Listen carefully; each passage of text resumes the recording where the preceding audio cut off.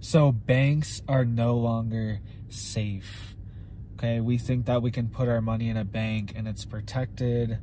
We see this digital number and we think, hey, that, you know, that's how much money I have in the bank.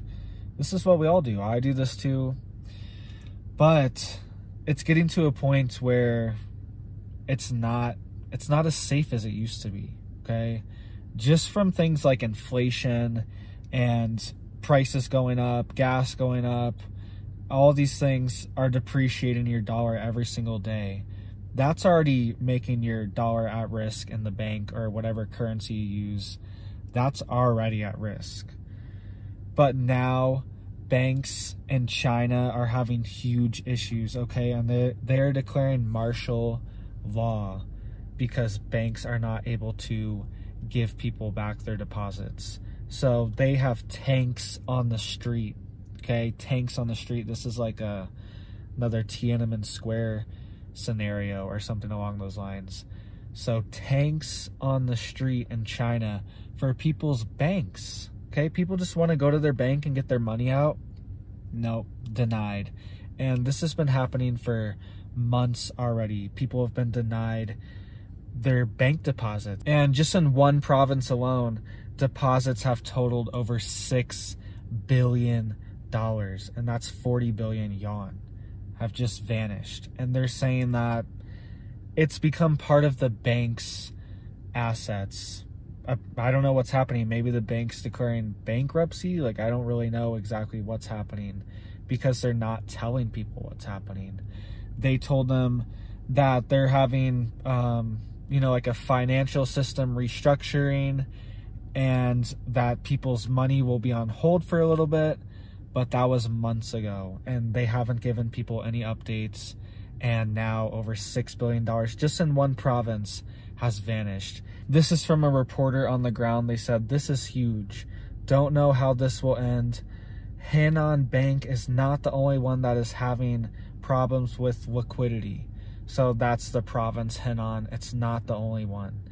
It says all 4 Chinese banks are having the same issue.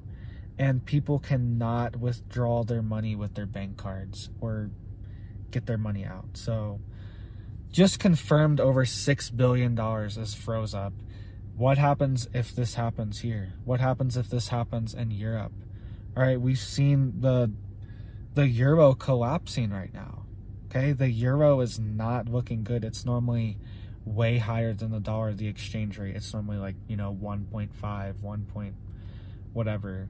And that exchange rate, it's about even right now. So what's gonna happen? What if the banks don't have enough in Europe? You know, what if people start losing confidence and want to get their cash out? What happens if that happens here too? And it says just in this one province, over 400,000 people can't access their bank accounts. All right, so that's like a state. So imagine if there's a state in the United States or a country in Europe comparatively, and 400,000 people couldn't access their bank accounts there. That would be insane. That would be international news. But because it's happening in China, you're not going to hear about it because all these media agencies are owned by, you know who? We know who. This is who they're owned by. We've seen this happen over and over where you can't talk bad about China. You can't talk about China. Imagine 400,000 people in one state. Some states only have 500,000 people in them. Okay, some states only have a few million. That's like half their population. Or some of them, like 90% of the population, would be locked out of their bank accounts. That would be nationwide news. Okay, that would be all over the internet. Everyone, oh, people in Montana, everyone in Montana can't get their bank account and the funds are just gone. They're just frozen, and it's been like this for months. Imagine if that's what was happening here. And maybe it could happen. I don't know. It's possible. This is China. This is the second biggest economy in the world. This is supposed to be like a world leader, and this is how they're acting. And they're bringing tanks on the streets for people just protesting to get their money back. This is scary. This does not make me feel confident in the monetary system at all. And if China's monetary confidence is lost, what does that mean for the global economy? Okay, we operate in a global economy. If their currency goes down, it's going to affect our economy as well. It's going to affect the supply chain. It's going to affect everything.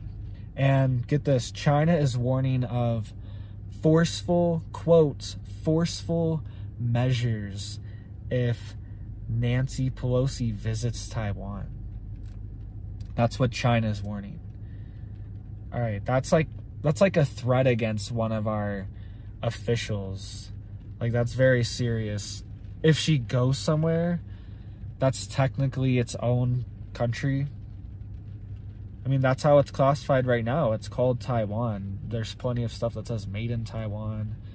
They have their own government. And get this, Biden is also warning that the military is advising that Pelosi shouldn't go. So China's threatening, and the military is saying, yeah, it's probably not a good idea. You probably shouldn't go because this is actually a serious threat. And Biden is coming out and saying that. He's saying the military advisors are telling me Nancy shouldn't go.